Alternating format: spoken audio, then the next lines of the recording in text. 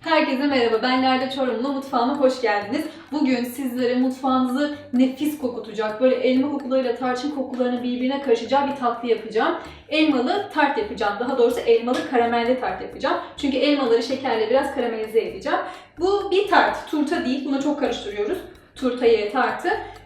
Kısaca bir farkını söyleyeyim. Turta böyle tabanı olan ve kenarları olan, içerisine herhangi bir muhallebi yaptığımız, meyve koyduğumuz ya da koymadığımız, üzerine istersek kapattığımız bir tatlı.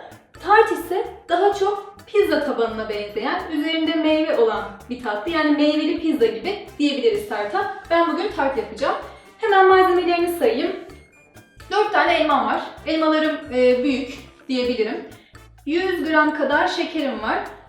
Yani bunu ölçecek bir şeyiniz olmayabilir. Şöyle söyleyeyim, bir su bardağı 170 gram kadar şeker oluyor grama çevirirsek. Onu da yani bir su bardağının yarısından biraz fazla kullanabilirsiniz.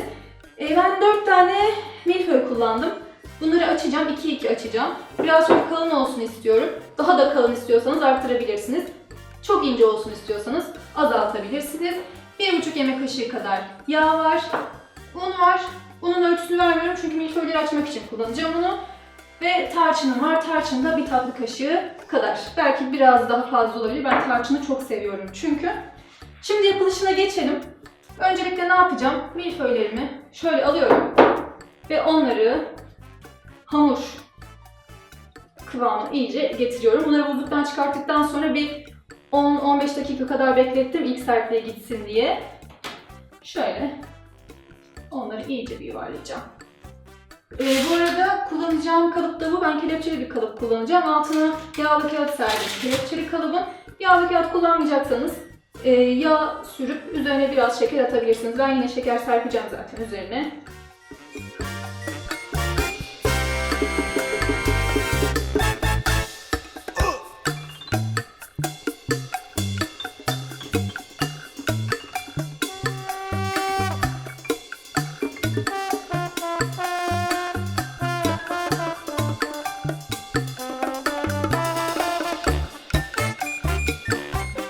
Milföylerimi açtım. Yaklaşık olarak tepsimin büyüklüğünde açtım. Hatta böyle 2-3 parmak kadar fazla açtım. Çünkü onları en son böyle içlerine doğru atacağım. Göstereceğim onu da. Şimdi ben geçeceğim. Şekerimi eriteceğim. Şekerin böyle bir karamel rengi gelene kadar yakmadan eriteceğim. Bu arada kullandığım tüm malzemeler ve tarife videonun altındaki açıklama bölümünden ulaşabileceksiniz. Ya da blogumda hepsini yazıyorum. Oradan da ulaşabilirsiniz. Ben şimdi şekerimi alıyorum. Ve şekerimi eritmeye gidiyorum. Ocağın altı böyle çok kısık olacak. Şekerimin yanmasını istemiyorum çünkü.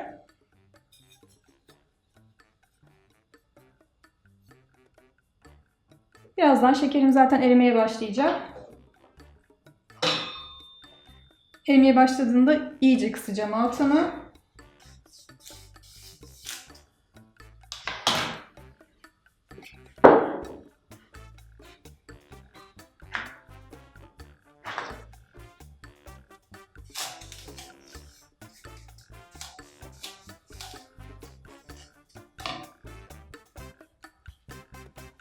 Şekerimin altını iyice kıstım. Şimdi ben elmalarımı soyacağım. Arada da şekerimi kontrol edeceğim.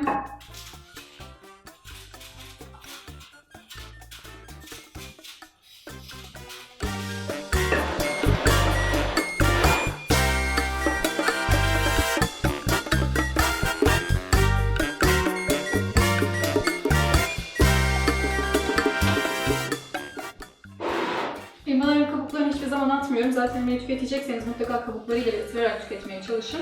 Ama bunları çayda da, meyve çaylarında, kış çaylarında kullanmayı çok seviyorum. O yüzden hiçbirisini atmıyorum. Şimdi elmalarımı dilimleyeceğim. Onun için şuradan ayrı bir tahta alacağım. Şöyle üzerindekileri aldım. Bunları da şöyle kenara aldım.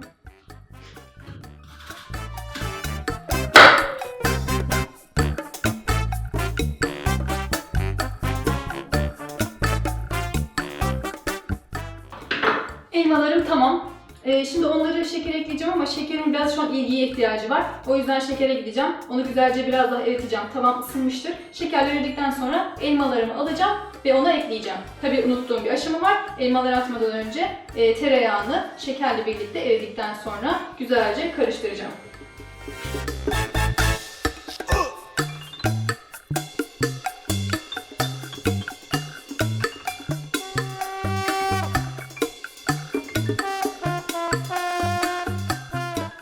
Şekerim eridi. Hatta şu an kalan parçalar da erimek üzere. Ben onu hafif de böyle biraz yakmak istiyorum. Çünkü ben karamelin o yanık tadını çok seviyorum. Şimdi ne yapacağım? Üzerine tereyağını ekleyeceğim. Tereyağını güzelce eriteceğim ve sonra da elmaları ekleyeceğim. Altını bu arada hiç kapatmayacağım, hiç kısmayacağım. Çünkü şeker hemen ve katılaşmaya çok müsait. Ufacık bir soğumada katılaşacaktır. Elmaların her yerine onu güzelce yedireceğim. Sonra da buraya tekrar geri gelip elmalarımı tepsime dizeceğim.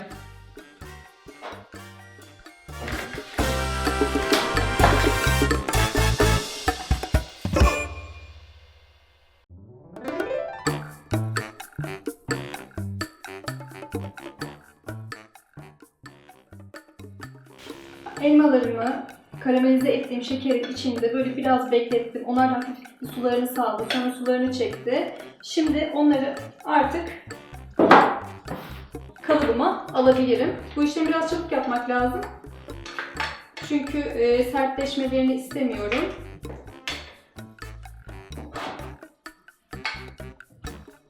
Şöyle kalıbın hepsini aktarıyorum. Sosuyla birlikte aktarıyorum.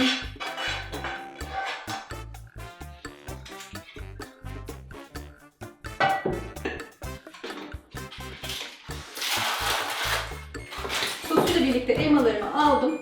Şöyle bir de kalıbıma hepsini yaydım. O altındaki sos piştikten sonra, fırından çıktıktan sonra çok güzel bir kıvam verecek. Şöyle yaydıktan sonra hamurlarımın da üzerini nemli bezle kapatmıştım kurumasınlar diye. Temiz nemli bezle kapatmıştım. Şimdi onu da alıyorum ve hamurlarımı artık elmalarımın üzerine şöyle bırakıyorum. Fazla gelen parçalarını da, kenarlardan fazla gelen parçalarını spatula ile şöyle iteceğim.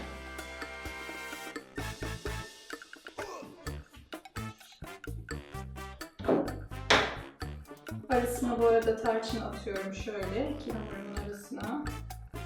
Hatta biraz da elmalarımın üzerine atacağım. Şöyle gelişi güzel.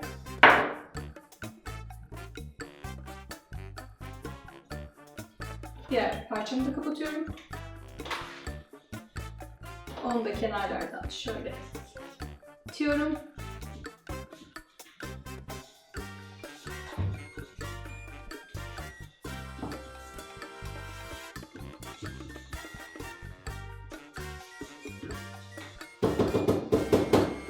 Tartım fırına gitmek üzere hazır. Fırını 200 derecede önceden ısıtılmış fırında olması gerekiyor. O yüzden ben şimdi bunu 200 derece önceden ısıttığım fırınıma atacağım. 40-45 dakika kadar orada güzelce pişecek ve sonrasında afiyetle yiyeceğiz.